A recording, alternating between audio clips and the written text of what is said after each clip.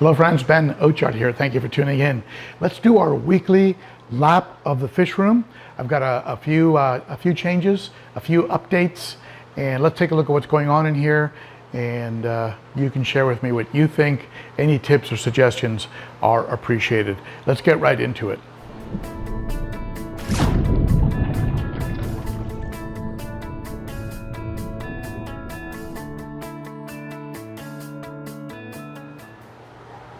As some of you know who follow my channel, this is my first real planted tank that I've ever attempted seriously, and it seems to be coming along fine.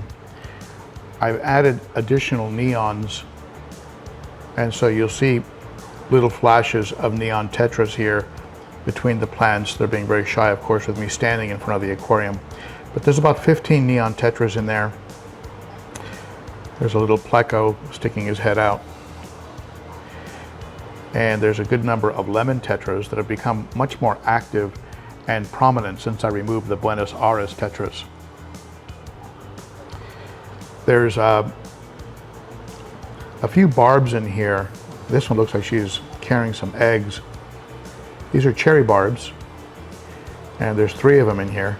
2 that I purchased and 1 that was born in the tank. There's some rasboras and some red-tail rasboras that were just recently added that are doing really, really well.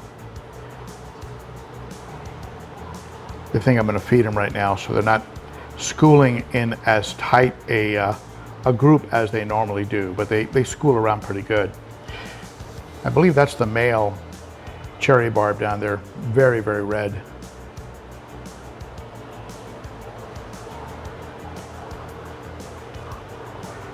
The red-tail rasboras darting around. Some red serpa in there. Some cory cats. And of course the plecos. And I added just a ton of this Sprite.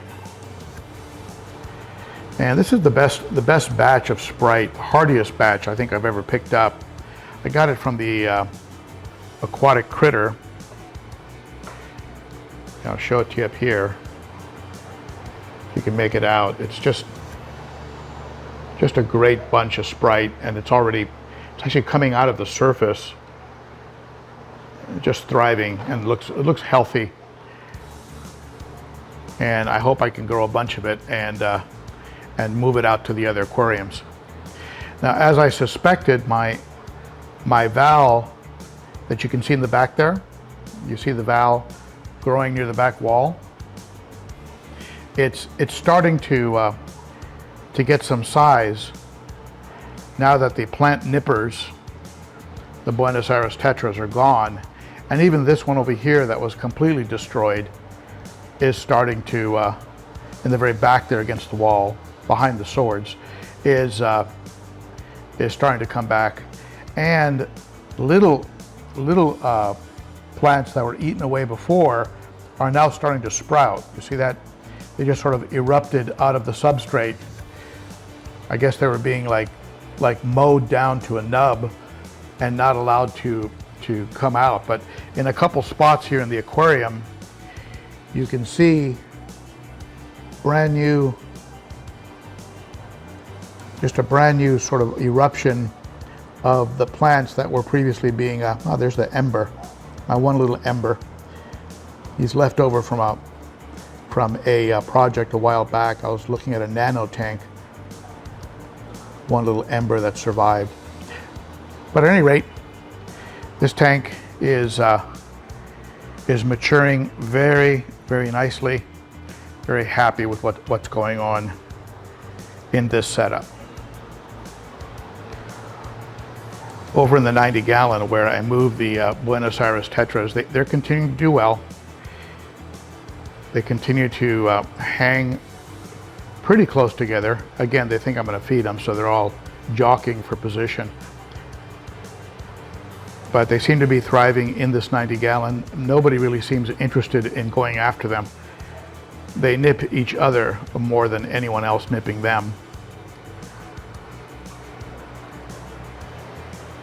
silver dollars are thriving.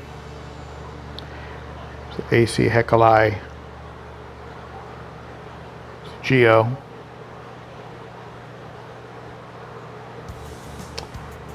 There's the red shoulder back there. Let's see if I can get him to come up here to the front. There's that big blue Ochart.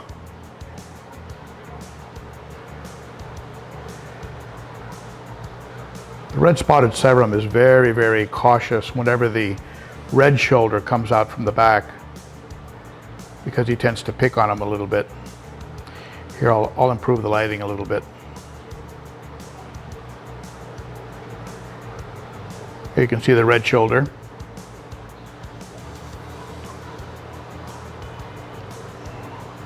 He just kind of lumbers around kind of slowly, but he is aggressive and will go after the red spotted gold severum.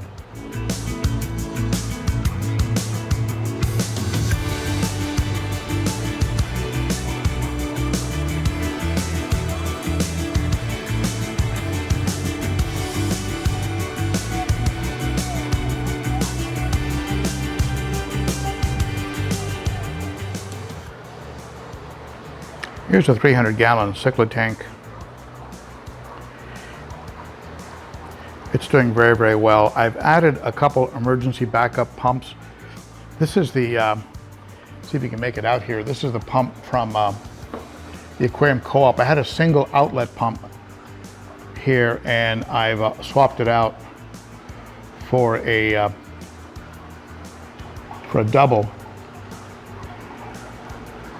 and so it's running two hoses, one to each back corner of the aquarium. Little air stone down there. Actually a little bit too low for my taste. I'll put it right there. This is an air stone that will then start blowing air in the event of a power outage. So I have one on this side, and if we go over here, if you can make it out here, there's one over here sitting in the substrate.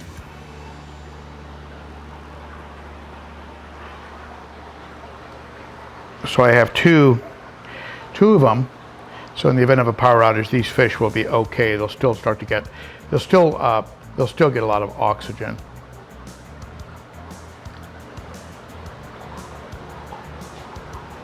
I'm going to be adding to this aquarium some additional fish.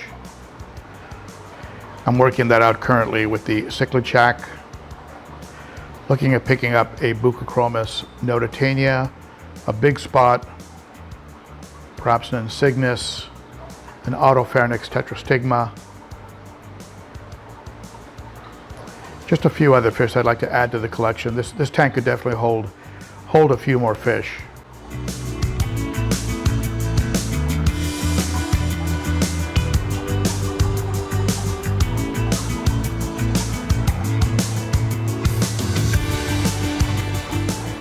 Buccochromis rhodesii yellow beast.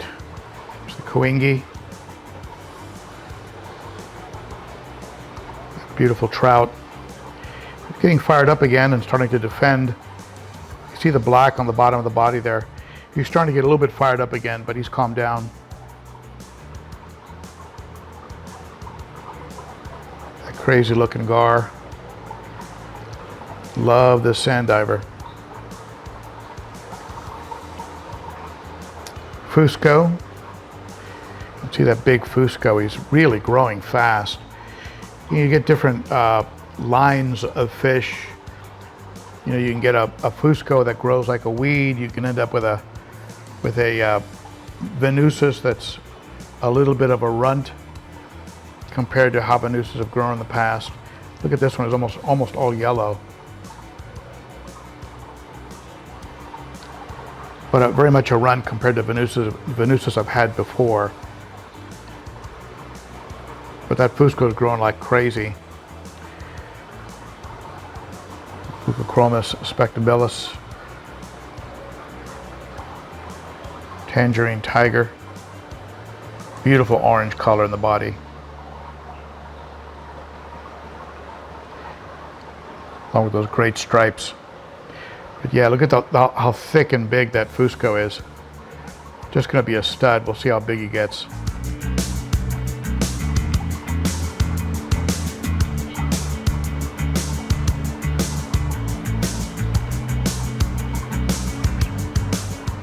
His living stone eye is all blue. That means he's a little fired up. Hopefully he doesn't make any trouble.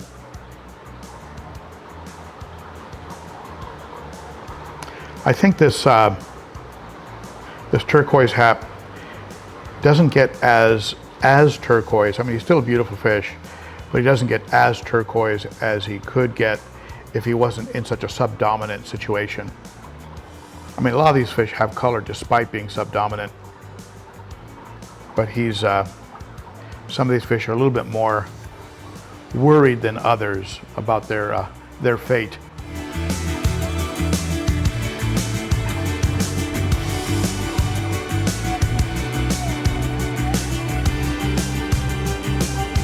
Here's the 210.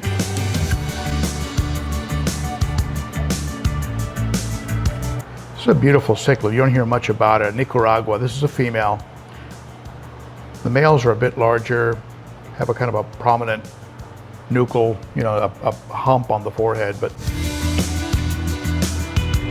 just a beautiful, beautiful fish. And markings, colors, can be a little aggressive.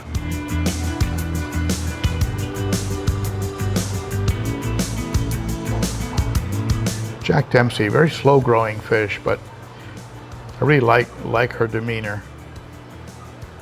Calm as far as fish go. Firemouth tries to be a tough guy. You see the firemouth back there? Tries to be a tough guy, but not really. Gets into an occasional face-off with the Nicaragua. It doesn't really go anywhere. Here's the beast of the tank, the gentle giant. It's a vieja cichlid. Love the colors on that fish. Here with 2 Oscars.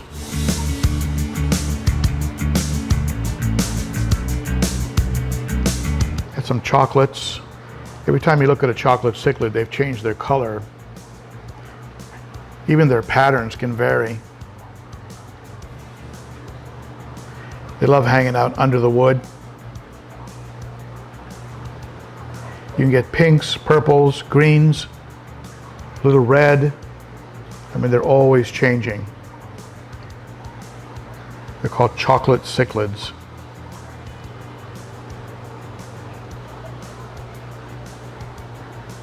When it comes to color, this is probably the star of the tank. Sally. This is a Salvini cichlid.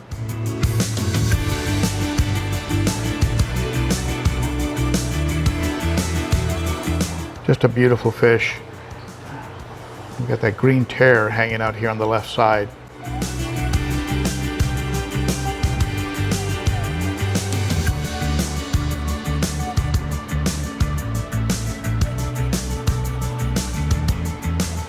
Don't you like the long view of an aquarium?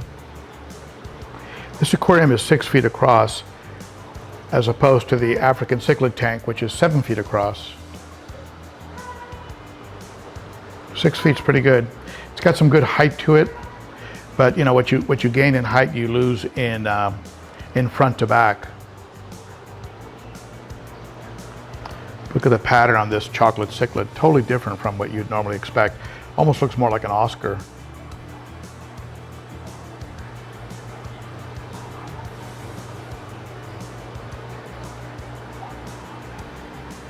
My little Dumbo Betta,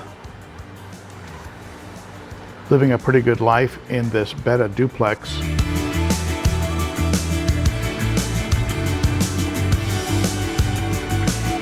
Getting more and more pink and a very light blue in the body. I'm using a divider here from Life with Pets, designed specifically for an Aquarium 29 gallon. And here's my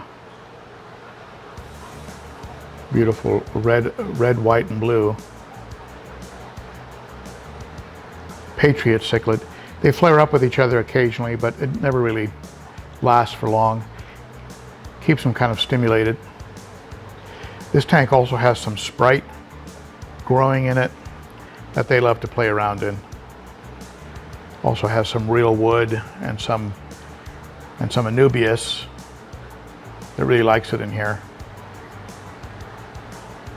Has a pebble substrate that if I could do over again, I probably would have done with maybe sand, because it does trap a lot of detritus. I don't work on this tank much. Maybe once a month I'll do maintenance on this tank. I feed the fish once a day.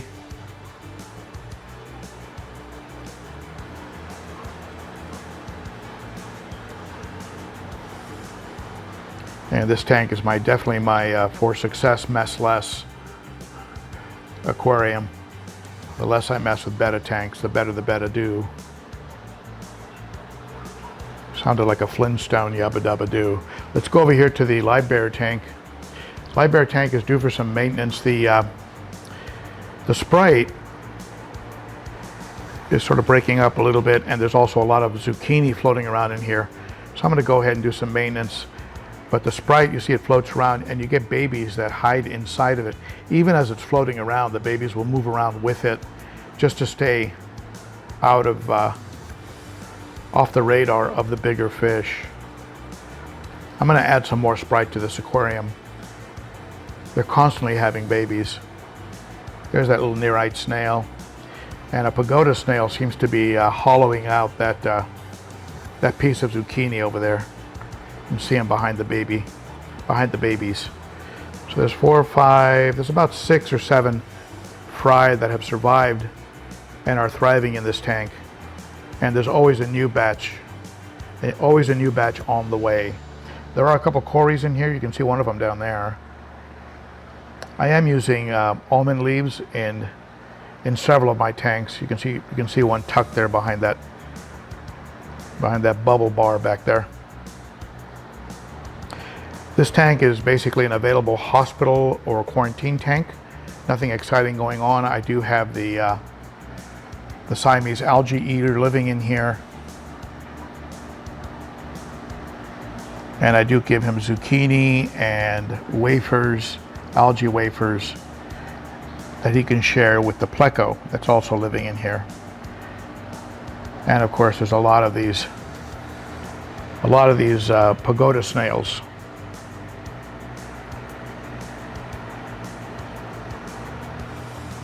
So that's this week's lap of the fish room. I hope you enjoyed that.